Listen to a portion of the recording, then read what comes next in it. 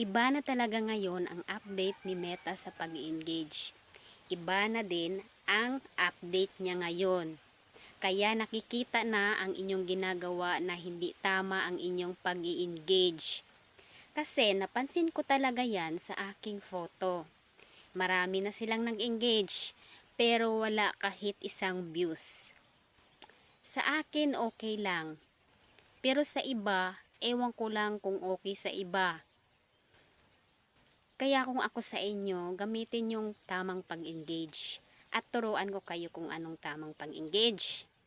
Sa photo, kung may caption siya sa ibabaw, basahin nyo muna. Pagkatapos nyo basahin, i-click nyo naman ang photo. Kung may caption ang photo, basahin nyo rin.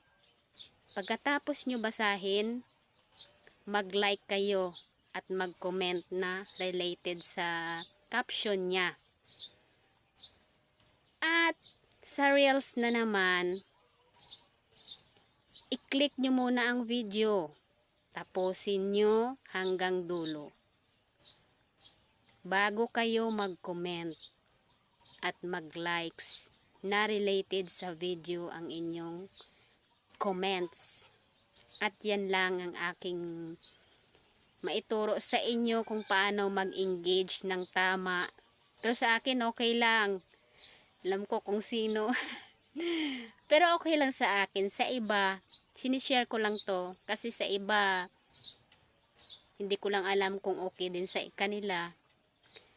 At sana nagustuhan nyo to at nakuha nyo din ang aking mga sinasabi.